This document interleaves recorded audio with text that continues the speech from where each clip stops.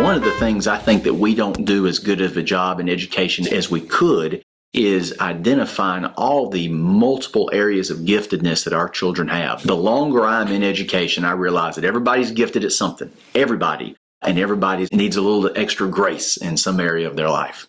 I'm originally from Fort Mill, South Carolina, and there I served as an assistant principal and then as a middle school and a high school principal prior to joining our Anderson 2 family. I knew as a late teen that I wanted to be a teacher. I wanted the ability to be able to be used to encourage and inspire and come alongside young people, and knew I wanted to do that early on. And then when I became a teacher, it just affirmed everything that I felt I was called to. So I'll never do anything else. When you ask a teacher, what do you teach? I teach kids. What you teach is really secondary, whether it's math or English or social studies or first grade. The most important thing is being in that room with those children and finding out what they're gifted in, finding out what they're interested in, finding out their strengths, and creating an environment where they can really make those strengths as impactful as they possibly can be.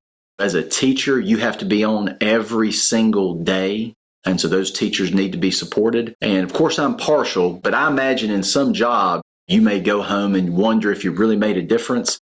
As a teacher, you never have to wonder that. Whether it was for good or whether it was not, you made a big impact that day. And I think that's very unique to the calling of being an educator.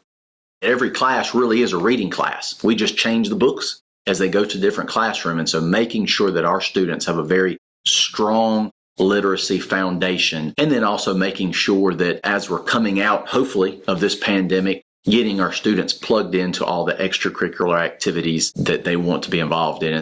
They are incredible drivers of school culture.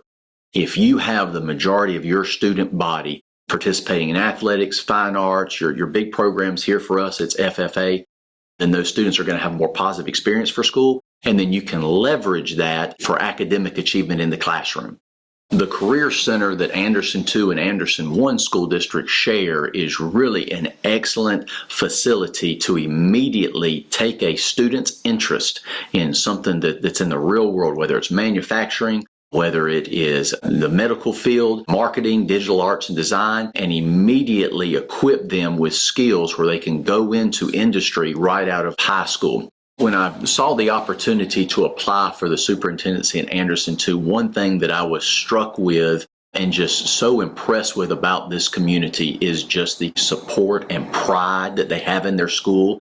We have 6 children, so I'll have a child in elementary, middle, and then a couple in high school, and so we'll be involved in all of it. We have 7 schools in Anderson 2 School District. We have about 4,000 students this coming 2021-22 school year.